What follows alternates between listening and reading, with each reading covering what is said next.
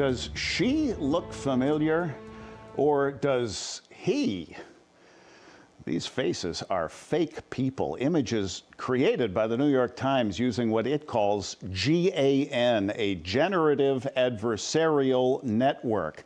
The Times explains that in essence, you feed a computer program a bunch of photos of real people, studies them, and tries to come up with its own photos of people, while another part of the system tries to detect which of these photos are fake. The back and forth makes the end product ever more indistinguishable from the real thing.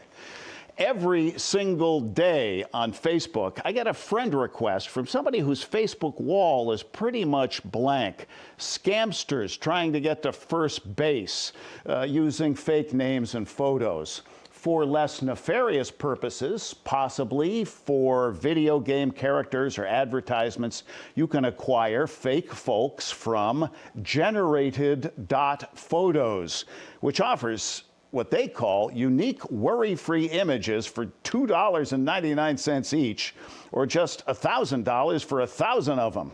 If you're on a budget, fake faces are free at thispersondoesnotexist.com, where you can adjust their likeness as needed, make them old or young or ethnicity of your choosing.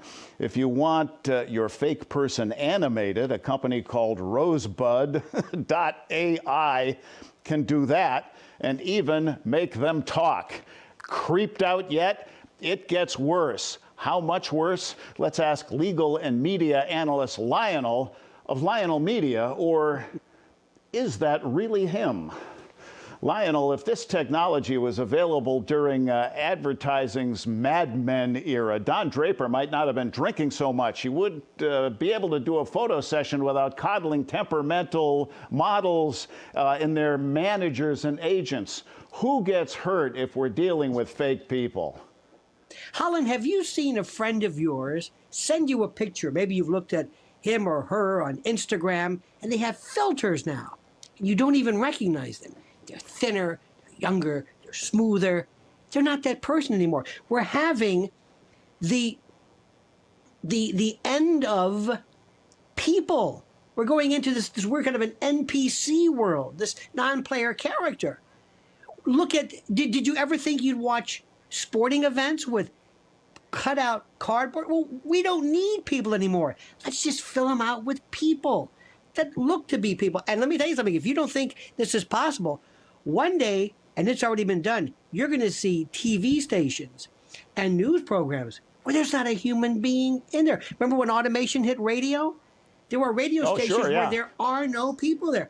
Well, you're going to have automated, AI automated news and film, and it just, the possibilities are endless. Yeah, as big corporate radio's bloodbath continues, radio is becoming more and more robotic.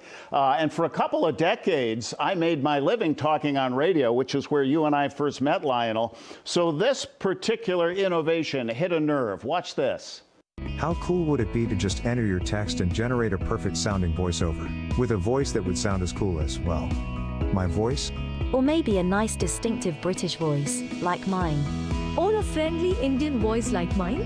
Or an Australian voice like mine? How cool would that be? Introducing Speechelo, the most natural sounding text-to-speech software on the market.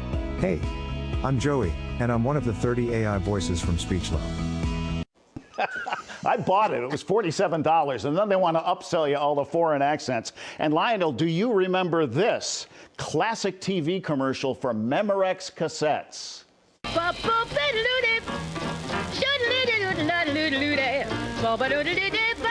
If you'd like to hear Ella Fitzgerald's voice crystal clear, you'll record on new Memorex MRX3 cassette tape. It reproduces live sound with such crystal clear fidelity, you'll have to ask, is it Ella or is it MRX3? Is it live or is it Memorex? Big win for Madison Avenue, but Lionel, at least there was an Ella Fitzgerald. As each of these innovations has surfaced, you have warned about what you call the anonymization of humanity. Where does all this lead?